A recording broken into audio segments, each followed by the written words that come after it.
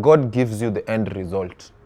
Anakuonyesha kabisa, anakupatia a good hint, nataka nikupeleke pali fulani, lakini kuna kitu akwambiagi, akwambia process.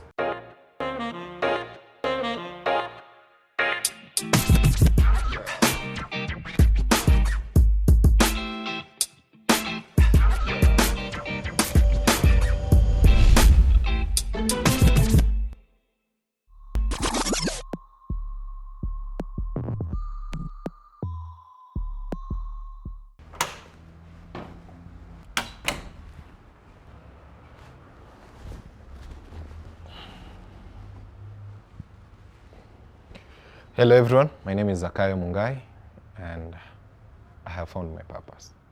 I'm an entrepreneur. I own a company called Weza Africa Limited. It's a company that deals with digital marketing, and apart from digital marketing, we also deal with other aspects of marketing. Our biggest brand currently is Motorbikes Kenya Marketplace, where we specialize in the selling of new and used motorbikes, and also spares, accessories, insurance, and also financing. So we have partnered with financing companies on how people can access now. The common mwananchi can access bikes on loans. Also we have partnered with dealers. So that is it. And our head office is in Udhiru Junction. That is where our office is, where we sell spares and also have our shop for second-hand motorbikes. One of the most important, one of my biggest partnerships by the way I have is God, because how I came into now to totally go into transition to motorbikes is because I had a dream. April last year, I had a dream. And I had a dream about selling motorcycles, which I didn't know how I'll get into that industry. And then it came to a period of where now, because of doing electronics and everything, kukakauka yani, ile msimu yani, because from June, May, June, so things were hard, but according to the way that I was praying before, nilikuwa na feel God ananipitisha katika season ya transition. Kuna pale nataka kunipeleka, but anionyeshi ni wapi. But so mimi niliota nikaandika down na nikaachana nayo, and then I asked a close friend of mine who used to work katika hiyo industry, but vile nilivyomweleza ya kuchukua pia hivyo serious. Tulichukulia tu kawaida because unajua it was not an industry nilikuwa. So ikafika kwa hii hard period niko hii season ya biza isongi, go slow, transitioning, but now I'm understanding I'm in a transition period, so my mental state and my prayers were like, prepare for something. So ikafika day I saw somebody amepost katika status bikes 50,000. Nikaangalia bikes ni mob, nikajua hizi bike, nikaachana. I slept. I was at home, I remember I slept. When I slept, I saw those bikes again. Nika feel, kuna kitu kako hapa na hizi bikes. I contacted her, tukazungumza, I went to their company, nikaona kumbe they've been defeated to sell bikes. They had 21 pieces of bikes zimejaa tu, zimelala for a whole year since Corona. Nobody is buying the bikes. It's a market. In fact, it's a communications, a marketing company and promotions. Big one in Nairobi, but could not sell their bikes. That's now this is when we see God is coming through. Nico like, me I can sell. Me I'm good at marketing. I can push these bikes. You're good, so this is it. So we write down a small agreement, contract. Okay, you have the rights to sell the bikes. So I don't have capital to buy bikes. So the best thing is always think through like, no, I'm not going to have these bikes. I don't have a shop to take these bikes. So I'll just sell them from your location. What is the most crucial part is before somebody leaves, make sure that the payment is there. So I look like, okay, we agree on a rate of those motorbikes. The rate we agree, I put my markup. So the first customer comes, buys, and I'm like, okay. Funny part, the first customer is a customer I connected with back like 5 years ago, but sikumjua. Alikam kwanza, wewe si nimesave namba yako, tulifanya ulikuwa unabai stretcher na nini, niko like kiaje, mimi sikumbuki vizuri. Ananiambia niko na namba yako, ndio unajua how God now works. So from there now I sold those bikes in 6 weeks. 20 pieces in 6 weeks. So in that period now I'm selling the bikes, I'm discovering a new industry. And I realize my skills are totally needed in this industry than the electronics industry. So I realize if I can sell bikes, an industry that I don't even know how to ride I'm not even good with motorcycles, but now I'm in this industry. And then here I'm making the money. And remember, I'm coming from a drought period. Like, it was totally drought. The only thing I was... ni Mungu tu yani. Tulikuwa tunavana tu za kukula, za ku-maintain, things are thick. It was also a period that I was supposed even to shift because the place, area zimefika. But now God's removed me from that, akanipeleka to another season of, I'm making the money in this period. Hapo ndo nasema, God was part of me. Funny part I always say is, sikuacha what I used to do in my dry period, which was fasting. So I was fasting during my dry period. Ile totally fasting, naambia God. I started fasting because unajua pia ukiwa kwa shida na manoma, hapo ndo that's when tunakumbuka God. God tafadhali, unitoe. But now unajua, hiyo ni faith yako pia inakuwa strengthened at that period. And then it was also my transition period, like from a place God ananipeleka. So that is how I started. From there, I started looking into sourcing for bikes, getting partnerships. I started selling other people bikes even before I opened my shop.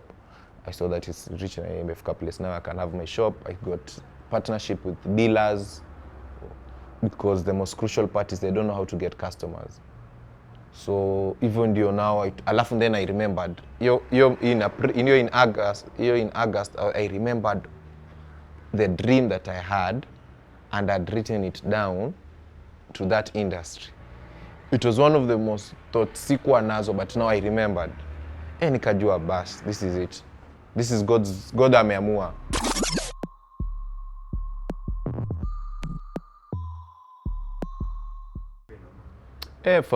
For my relationship with God, nimekuja kurealize there are two things that happen. There are his ways, his plans, and there's your ways and your plans, which you think are his ways. So unajua kuna plan mimi nitathink ni yake na si yake. Yake huwa ina. So what happens na relationship yangu na with time vile nimekuja kujua ni God gives you the end result. Anakuonyesha kabisa, anakupatia a good hint, nataka nikupeleke pali fulani, lakini kuna kitu akwambiagi. Akwambia process. Hapo kwa process ni kadi ameficha kabisa, akupatii process, akwambii hata ni nini inafaa ikue, ni nini unafaa ufanye. Okay, he gives you hints, like me, he gives me small hints of your dreams. Atanipatia hint ka dream fulani, lakini sasa unajua paka ni interpret hii dream amenipatia, alafu ni put into practical. That's something else. So I need to also develop myself in terms of how should I interpret dreams naonaga, and enjoy dream, this is the one God ananizungumzia, isi inatoka kwa vitu zangu. So kwa dreams pia anaweza nionyesha the end goal, lakini sasa kufikia hiyo end goal ni God. So lessons with time as I grow in faith pia nimekuja kurealize, anakupatia unaona anakurushia challenges. Hiyo challenge akikurushia ni ya kukubuild faith, akikupush pale, kwa sababu huwezi taka kuwa president na hujui kuhandle matusi. Huwezi taka kuwa pasi mkubwa ama bishop mkubwa na hujui kuhandle, you're not empathetic, you don't even to handle con men in your church, people who come ndio wasaidie. Unaona, so kupia na kupitisha tu challenges. Siku fulani utapatana na con man, siku fulani utaitwa con man, ujue kwani pia naweza chafuliwa jina. Anakuweka into those scenarios of where now they're building your character, he's building you now to the ultimate. Kitu fani ultimate unaweza ona, akisa kuifikia ujui. And then there are days you just give up. Me I can't do it. And then now he gives you ways and system of how, if you're genuinely into him, if you have the right intimacy with him, he guides you. He gives you solutions. He takes you through. Me amenipeleka into the darkest of the darkest alleys, yani.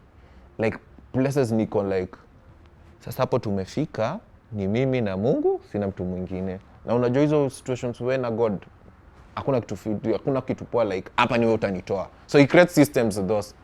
Lakini hizo si system wewe unaonaga ama unafikiria. He uses people you don't even know.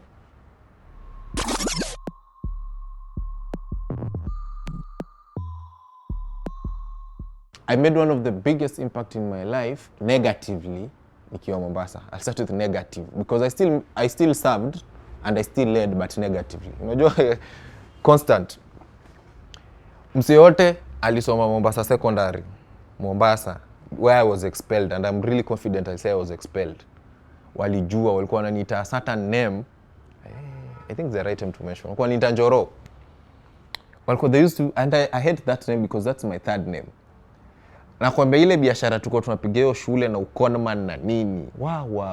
So I made an impact because nilikuwa nauza ma CD chuo.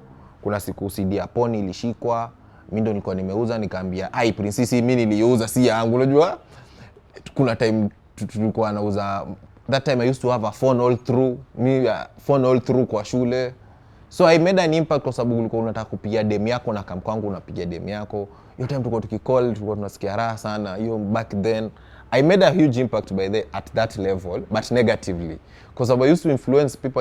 I sold the most SIM cards za over 100 pieces kwa shule. Nilikuwa nauza, nilikuwa na make biz. Mimi nilikuwa busy. Hiyo shule masomo ilipofika mahali nikaona hii ingiani na vile tunapelekana, alafu home pia unaangalia hakuna pocket money, unajenga pocket money. Acha tufanye biashara to make an income. But I was just discovering. So there's a mzee wetu tunamwona Mombasa Secondary Mombasa at that level wanajua negatively. From hapo God worked something. When I was expelled nikapelekwa a really low secondary school inaitwa Nyamadhombe. Do you know that nilikuwa siwezi tamka jina hiyo chuo kufika wakaniambia tunataka msee atakaanza kuparticipate. Wewe kwa vile umetoka me grow up Mombasa, so niko huku kwa baridi, so Kiswahili iko poa, Kizungu iko poa, Kikuyu yangu ni pathetic. So akajua kwenda ile mashindano za nini, you're the best person placed ya kwenda kuparticipate. Nikasema ni sawa. Nikaenda nikaparticipate mimi, nikashinda. Nikaqualify. Nikaanza qualify.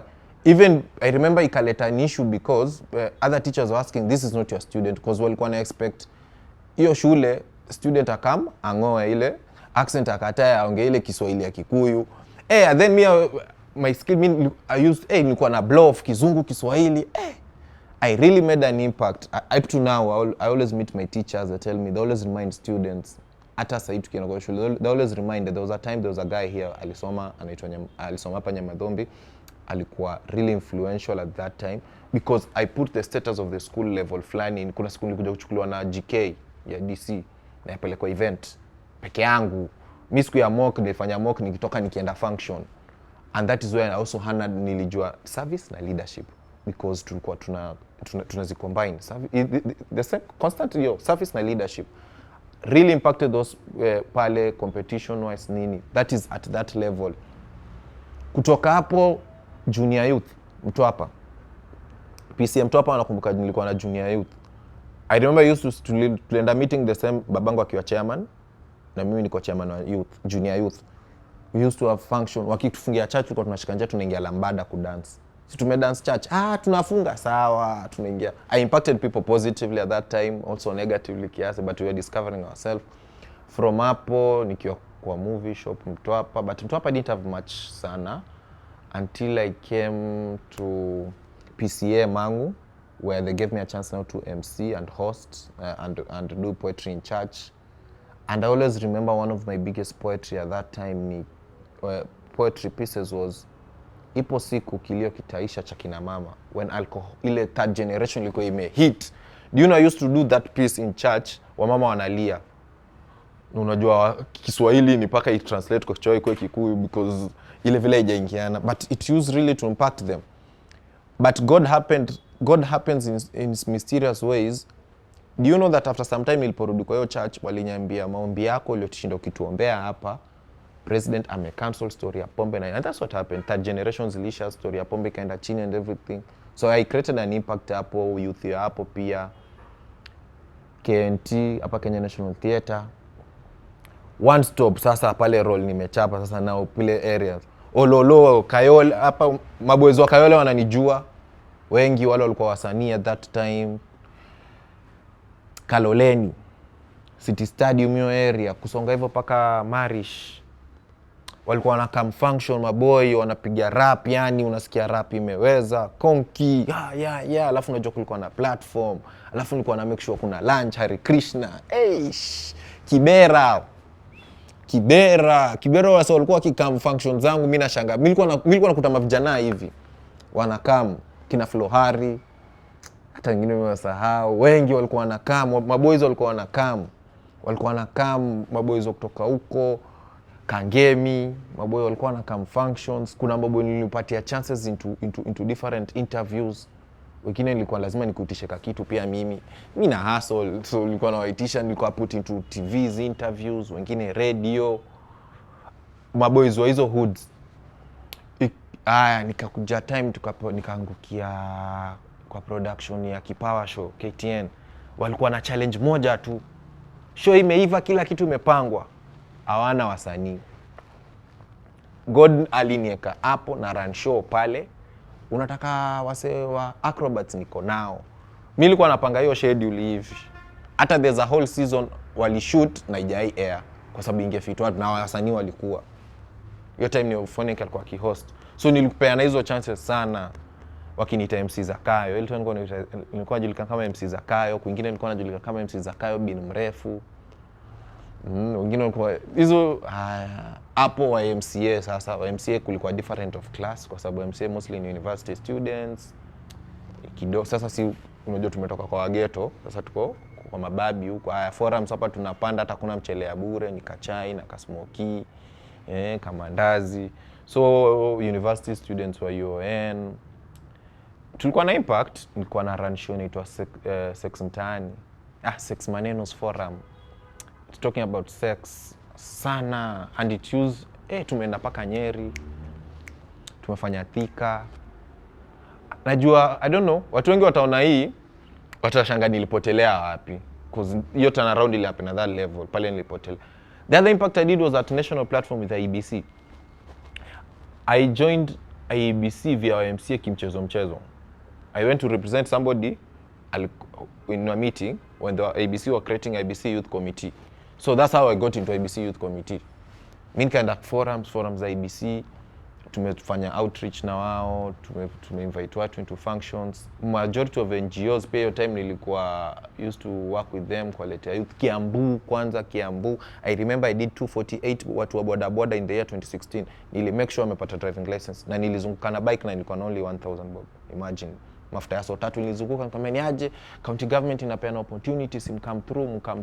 Tulikuwa tunawaka na Geraldine hiyo time, Geraldine Moirori hiyo time alikuwa amenikuwa kwa county, tukawaka tumefanya youth service hiyo time. Pia Kiambu watu wengine, na saizi na make more of impact pole but not full throttle na ACK Church Mount Kenya South Diocese.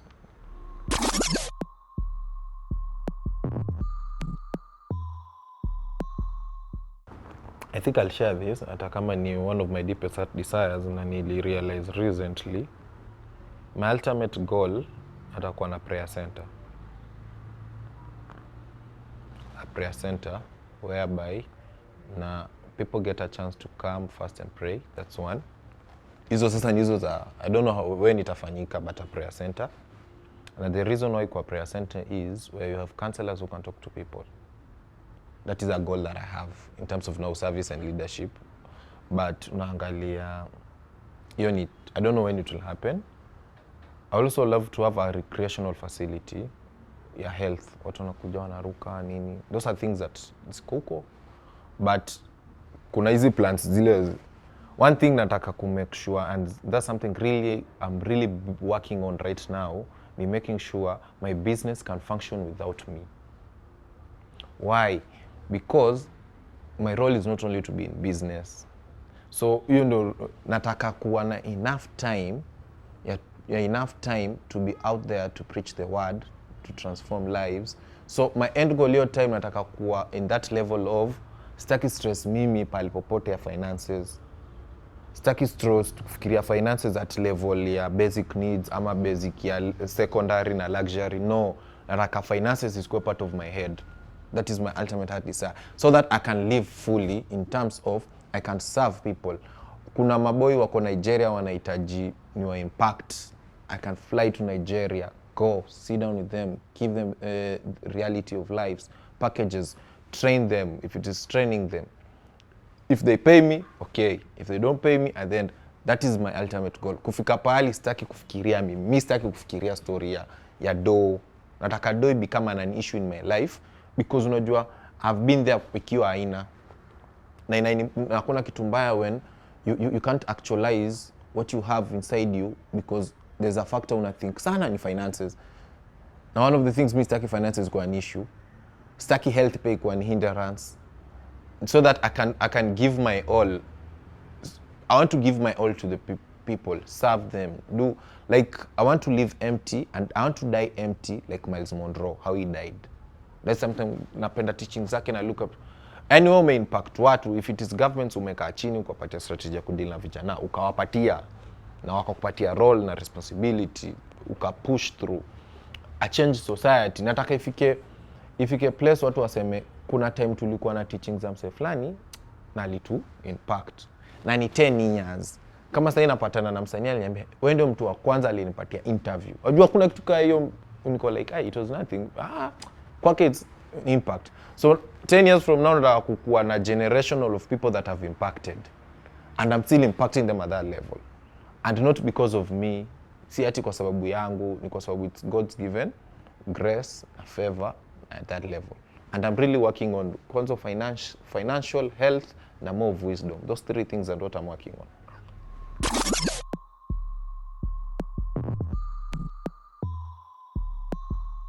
I have gone through what a Kenyan youth goes through. Kama ni ofisi, nimekuwa ofisi. Kama ni kukunywa, nimekunywa. Kama ni mse alikuwa, there's a time tulikuwa tunaongea recently with somebody. If I was to give it all up, I could have given it all up. I'd those chances. I've lived place flani, people coke inauzwa hii heroin, hii dawa ya kujidunga. Ilikuwa hapo. Even there's a time, just when I was reminding somebody, kuna siku aliniuzia bank sio. Kishada ilikuwa sio. Kumbe amechanganya na hiyo. Mimi ikale knock off saa 3 niliamka saa 1. Mimi nasikia kichwa ni mzito. Nikaona. The next day nikaenda kuuliza ile jamaa, "Wewe uniuzia nini?" Nikaenda kumuuliza, "Kwani ni nini ile bangiaji? Ile kitu ya jana ilikuwa aje?" Nilifeel kichwa mzito hivyo. Aliniambia, "Mimi nimetafuta the whole day. Moja iko wapi?" Na hiyo unajua ni 140. Ati 140 Na uliniuzia 30. Sasa unaona, ningekuwa kuingia kwa drugs, ningeingia kwa drugs at that level. But drugs ilikuwa tumekunywa pombe wa chumu supu, tumepotea huku, tulikuwa tunatoka uptown, umeelewa, unaenda kumalizia downtown. So nimepitia the normal challenges za youth. Nimefika places, depression imenipeleka mbio. Paka na feel, sasa nitaambia watu nini? Who am I? Unaona ile unakosa maana, yani wewe unalala tu, ni wewe na usingizi kwa sababu you don't see the meaning of life. Nimepitia hizo stages. Nimepitia stages za kuishi ghetto, struggles za ghetto. Nimepitia struggles za kutoka ghetto kufika kupaka na kabed sita, kukua kwa one bedroom. Nimepitia hizo tu struggles. So naweza sema my struggles ndile nimepitia, the journeys that I've gone through, the journey that I've seen people have, the youth, that is now my purpose at this level. To speak life into youth. To people make sure that wasione, wasipoteze youthfulness. Have sat to the big and mighty in Kenya in levels meza. The same guy tu, yani alitoka ghetto amekana. I've gone to levels of mwenye square amini I could go in terms of God amenipeleka. So I've had it the up zote. So that is now my purpose at this level, this stage Nico, to serve them with the right skills on how to overcome life, on how to move, on to never give up on God, to never give up on their dreams, on giving them that as much as things may be tough at this level, things will change. As much as you are happy at this level, remember there is also God at this level. Because kuna kwingine mimi nimeenda nikaona mimi nimefika, God upending kiasi. Unaona naye akanipiga kiboko, wewe ni wangu kuja. So akanipokonya, amenideny, I lost things, I had clothes, umeset biz, kila kitu akakupokonya, akakuacha bare. Uko like, wow, umendegesha zero. So what next? And then he gives you the plan. Unaona? He gives you now plan. So that is my purpose at this level. Serve people and lead them. Lead them through what I've gone through, the journeys of my life, journeys of people I've seen close to me, so that they never give up and they never give up on